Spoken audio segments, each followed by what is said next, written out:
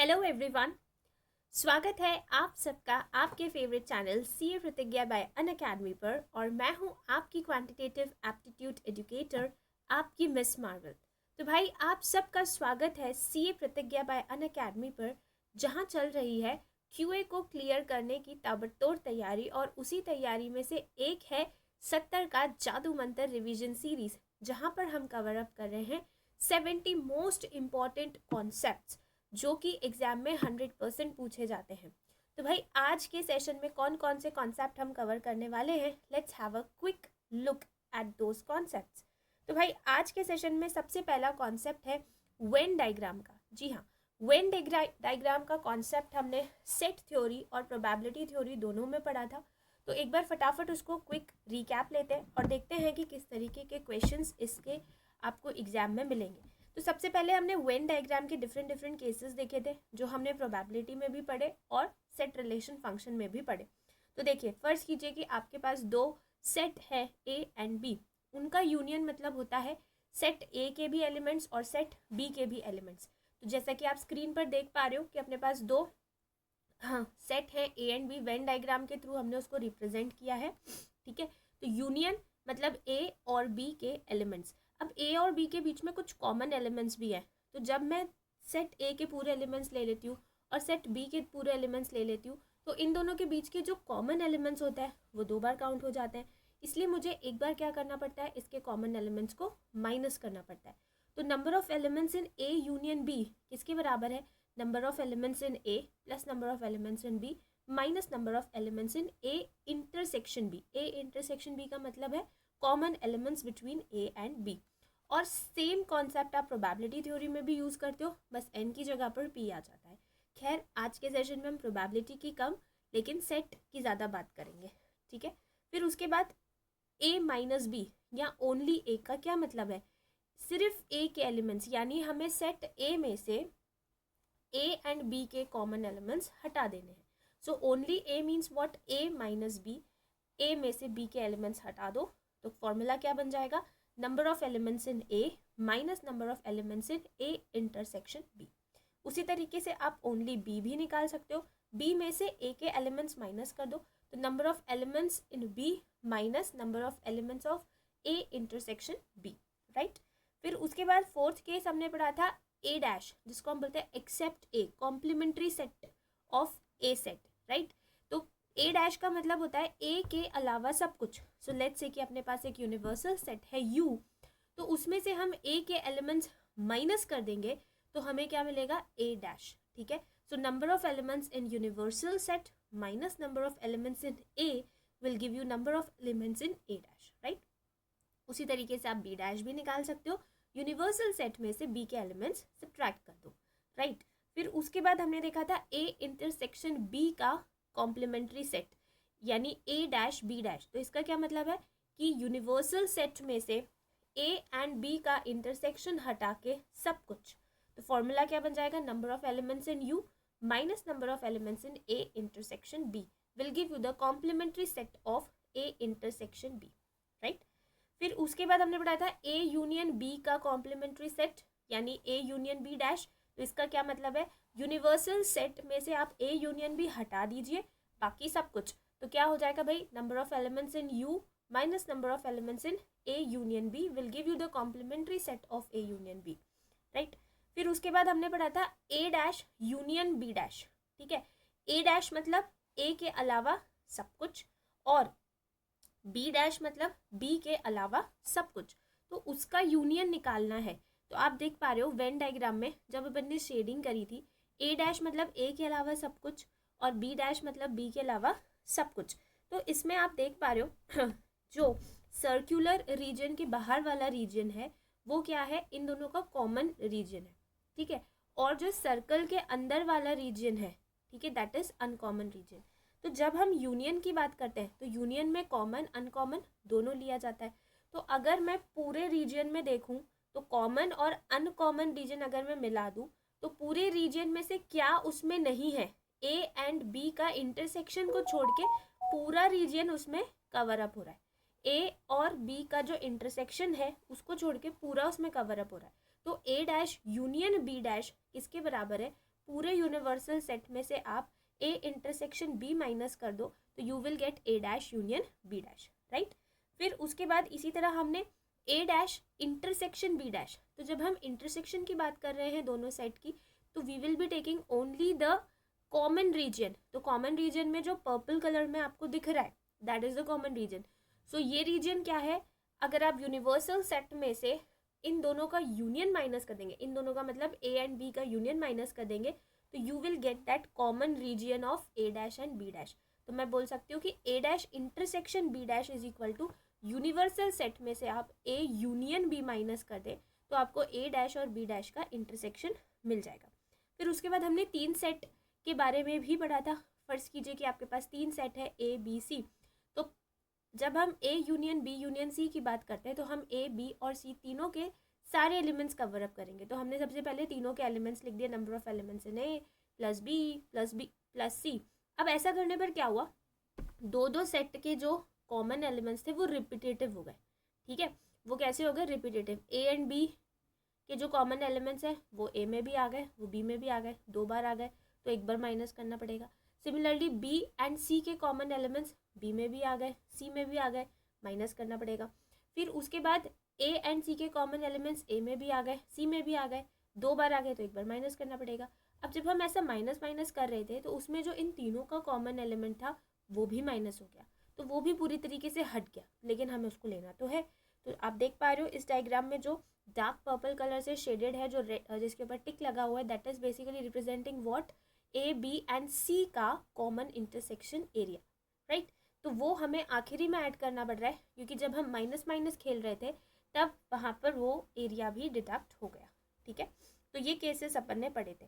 अब इसके ऊपर ना एग्जाम में क्वेश्चंस जो होते हैं वो इस तरीके के आते हैं, ठीक है। केस स्टडी वाले क्वेश्चंस आते हैं, मज़ेदार क्वेश्चंस आते हैं। जैसे कि ये क्वेश्चन है, for a group of 200 persons 100 are interested in music, 70 in photography and 40 in swimming, ठीक है।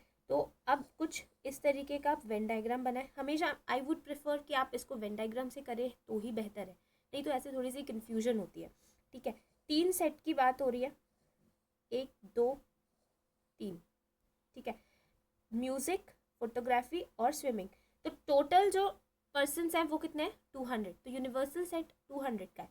अब म्यूजिक को लाइक करने वाले 100 पर्सन्स हैं, फोटोग्राफी को लाइक करने वाले 70 पर्सन्स हैं और स्विमिंग को लाइक करने वाले 40 पर्सन्स हैं।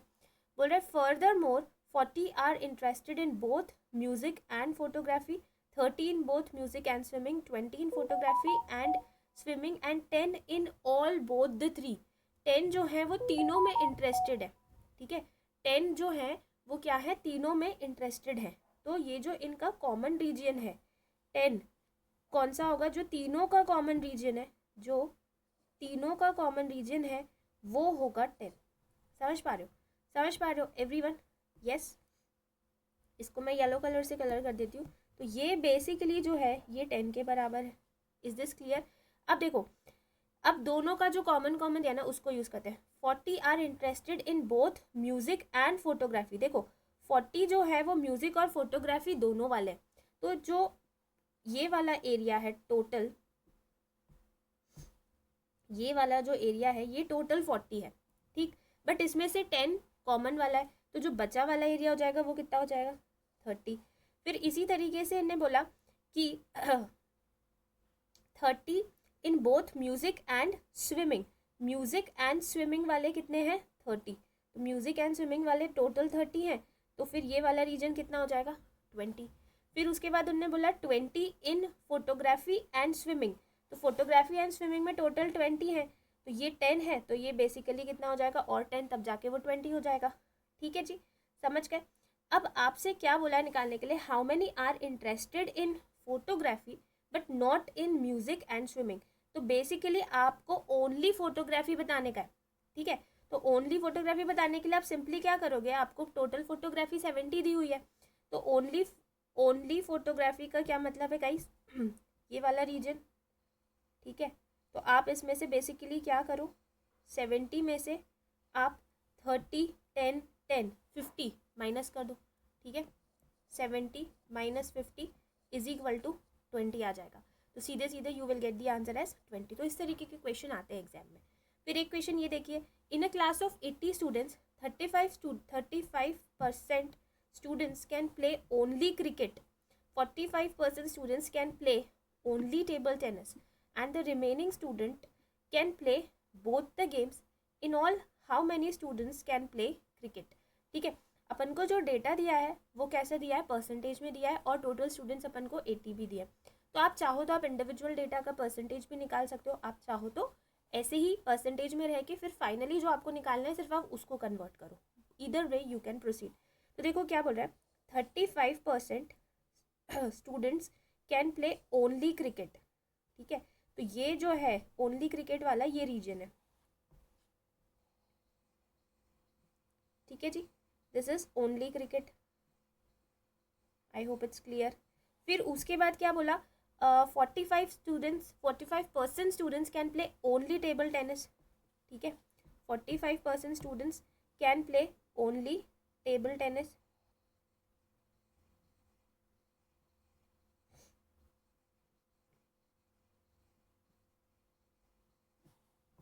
ठीक है, ये 45 हो गया। अब देखो जाहिर सी बात है, अगर ये पूरा डेटा 100% है तो ओनली क्रिकेट 35 है, ओनली टेबल टेनिस 45 है, तो बोथ कितना होगा देखो ज़रा, 35 + 45 कितना हो जाएगा 80। तो जो इनका कॉमन रीजन है वो 20 होगा। ठीक है, remaining students can play both the games. अब आपसे पूछ रहे हैं in all how many students can play cricket. So basically आपसे टोटल क्रिकेट वाला जो सर्कल है उसकी वैल्यू पूछ रहे हैं। तो 35 + 20 कितना हो जाएगा, 55% हो जाएगा। तो आपको बेसिकली क्या करना है, 80 का 55% निकालने का है, दैट्स इट। ठीक है, देखो ज़रा, एक ज़ीरो यहाँ से कैंसिल हो जाएगा, ये 11 हो जाएगा ये 2 ज़ा, ये 4 ज़ा, सीधे सीधे आंसर। ठीक है, तो ये वेन डायग्राम से रिलेटेड कुछ क्वेश्चन देखे। फिर भाई फंक्शंस वाले जो कॉन्सेप्ट है, सेट रिलेशन फंक्शंस का जो फंक्शंस वाला कॉन्सेप्ट है, सेकेंड नंबर कॉन्सेप्ट आज का, कंपोजिट फंक्शंस जो है इसके ऊपर बहुत क्वेश्चंस पूछे जाते हैं। लाइक आपसे फॉग FOG ये पूछेंगे, या GOF गॉफ पूछेंगे। FOG फॉग का मतलब क्या है, function f in terms of GX। GOF गॉफ का क्या मतलब है, function G in terms of FX। ठीक है, तो इस तरीके से अपन इसको कंपोजिट फंक्शंस बोलते हैं। इस तरीके से अपन इसको क्या बोलते हैं, कंपोजिट फंक्शंस। तो इस टाइप के क्वेश्चन देखना आपको एग्जाम में बहुत मिलेंगे। आप जितने भी PYQ सॉल्व करोगे ना, ये रेपिटेटिवली पूछा गया क्वेश्चन है फंक्शंस में से, कि आपको बोला जाएगा फंक्शन FX जो है वो ये है, फंक्शन GX जो है वो ये है। अब आपको बोल रहे हैं G ऑफ FX निकाले। ठीक है, G ऑफ FX निकाले, तो G ऑफ FX का मतलब क्या है भाई, function G in terms of FX। ठीक है, तो आपने फंक्शन G उठाया, फंक्शन G क्या है भाई, ऐसे लिखोगे G in terms of FX। तो 7 की पावर x, ठीक है, 7 की पावर x। अब x की जगह आपको x + 2 लिखना है। ठीक है, what you will do, x की जगह आपको x + 2 लिखना है। तो अब आप इसको ब्रेक करके ऐसे लिख सकते हो, देखो पावर प्लस हो रही है तो ऐसा तभी हुआ होगा जब बेस सेम रहे होंगे और इंटू रहा होगा बीच में। तो आप इसको ब्रेक करके 7 की पावर x × 7 की पावर 2 लिख सकते हो। तो बेसिकली क्या हो जाएगा, 49 × 7 की पावर x। तो ये 7x नहीं है, 7 की पावर x है। सो आंसर क्या हो जाएगा, ऑप्शन सी। आंसर क्या हो जाएगा, ऑप्शन सी। हर कहीं आपको इस टाइप के क्वेश्चन मिलेंगे, चाहे आप MTP देखो चाहे आप PYQ देखो, मोस्ट रेपिटेटिवली आस्क्ड टॉपिक। ठीक है, फिर third topic of the day is Spearman's rank correlation. ठीक है, स्पेयरमैन्स रैंक कोरिलेशन मेथड में ये कोरिलेशन कैलकुलेट करने का वाइडली यूज्ड मेथड है। ठीक है, इसमें स्पेयरमैन भाई साहब ने क्या किया, अपना फोकस ऑब्जर्वेशंस की वैल्यू से हटा के उनकी रैंक्स पर डाइवर्ट कर दिया। ठीक है, तो हम पूरा कैलकुलेशन जो है वो रैंक्स के ऊपर करते हैं। यहाँ पर अपने पास दो केसेस होते हैं।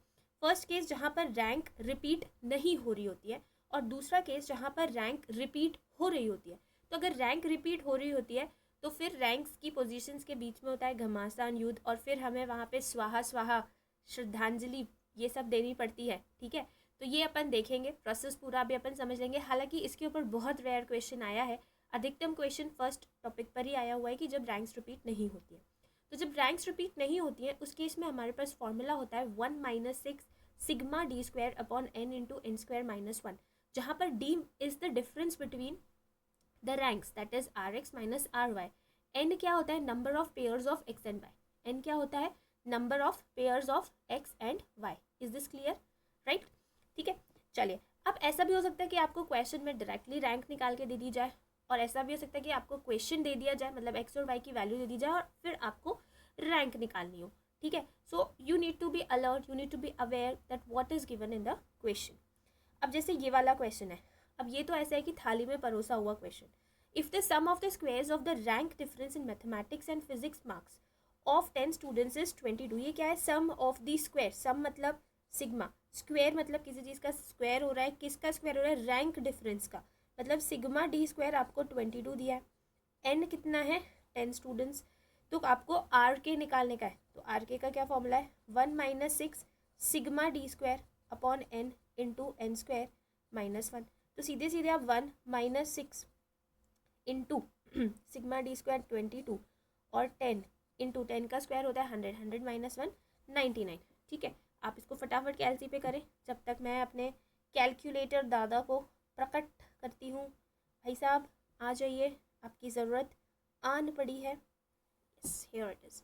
तो अभी देखो, इसको फटाफट अपन कैलकुलेट कर सकते हैं। 6 × 22 डिवाइड बाई 10 डिवाइड बाई 99, इसके आगे माइनस साइन लगाया और इसमें +1 कर दिया, and here you are with the answer 0.867, that is option B. ठीक है, this way you need to calculate it. फिर उसके बाद ये question, when each individual gets the exactly opposite rank by the two judges, then the rank correlation will be। एक individual को एक जज जो रैंक दे रहा है, दूसरा जज उसका जस्ट अपोजिट रैंक दे रहा है, तो उस केस में आपको कैलकुलेट करने की भी ज़रूरत नहीं है। सीधे सीधे आप क्या लिखोगे, आर के वुड बी -1। जस्ट अपोजिट हो गया ना, तो ये इनडायरेक्ट रिलेशनशिप हो गया, इनवर्स रिलेशनशिप हो गया, तो आर तो -1 हो गई। ठीक है, फिर उसके बाद ये वाला क्वेश्चन भाई कि स्पेयरमैन्स रैंक कोरिलेशन में the sum of the difference of ranks between two variables shall be. Sigma D हमेशा हमेशा 0 होता है, ऑलवेज रिमेंबर। ये हमारा चेक पॉइंट भी होता था। हम रैंक देने के बाद जब डी निकालते थे, हम सिग्मा डी निकालते थे ये देखने के लिए कि भाई हमने जो रैंक दी है वो सही है कि नहीं। अगर सिग्मा डी 0 आ जाता है तो मतलब आपने सब कुछ सही किया, लेकिन अगर वो 0 नहीं आया दैट मीन्स कुछ तो झोल है Daya. You need to check the solution, the ranks, right? तो sigma D will always be equal to 0। ठीक है, फिर उसके बाद ये रैंक्स रिपीट होने वाला केस एक बार क्विकली देख लीजिए। मैं पूरा उसको सॉल्व नहीं करके बता रही हूँ, बट मैं आपको प्रोसेस ज़रूर समझाऊंगी। देखिए ज़रा, एक्स और वाई की आपको वैल्यूज़ दी हुई हैं। अब यहाँ पर आप देख पा रहे हो सीरीज़ एक्स में सबसे पहले 15 जो है वो 2 बार आ रहा है। ठीक है, फर्स्ट और सेकेंड रैंक पे चल रहा है घमासान युद्ध। तो जिस रैंक पर फाइट हो रही है, हम क्या करते हैं, उन रैंक पोजीशंस का एवरेज ले लेते हैं।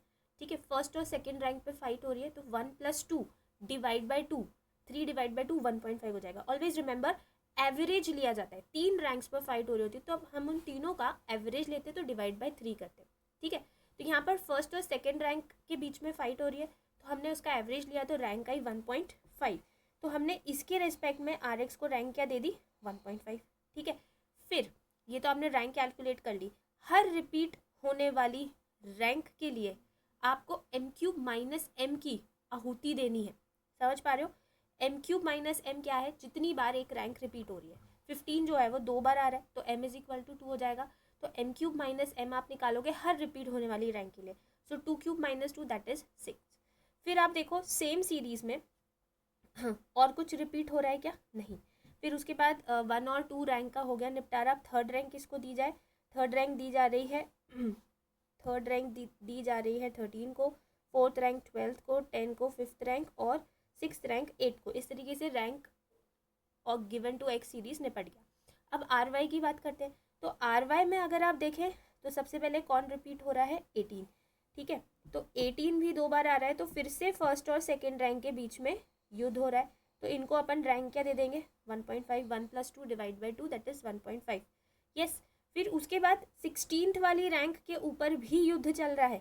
देखिए 16 यानी थर्ड और फोर्थ रैंक पे भी युद्ध चल रहा है, तो 3 और 4 का एवरेज क्या होगा, 7 डिवाइड बाई 2 दैट इज 3.5। तो इनको हमने रैंक दे दी 3.5। ठीक है, अब थर्ड और फोर्थ रैंक निपट गई। उसके बाद फिफ्थ रैंक किसको दी हमने, 12 को। सिक्स्थ रैंक किसको दी हमने, 7 को। अब हर रिपीट होने वाले रैंक के लिए अपन को आहुति देनी है m³ - m की। तो एक आहुति 18 के लिए m³ - m की, फिर 16 के लिए m³ - m की। सो दिस वे हमने रैंक्स निकाल ली। फिर उसके बाद हमें डी निकालना है, दैट इज rx - ry, और फिर d² निकालना है। Don't forget to check that sigma D is equal to 0 और not.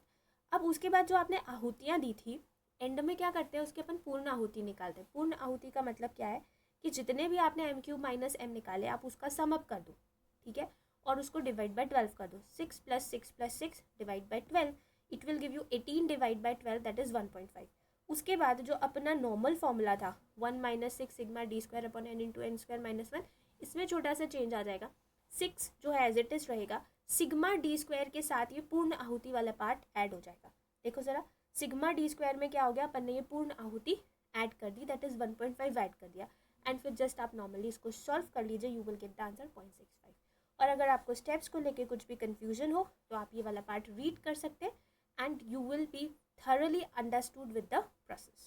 Yes? Okay guys, so आज के सेशन में हमने कवर अप किए ये 3 इम्पॉर्टेंट कॉन्सेप्ट्स जिनके ऊपर आपको पेपर में क्वेश्चन दिखने ही वाला है 110%.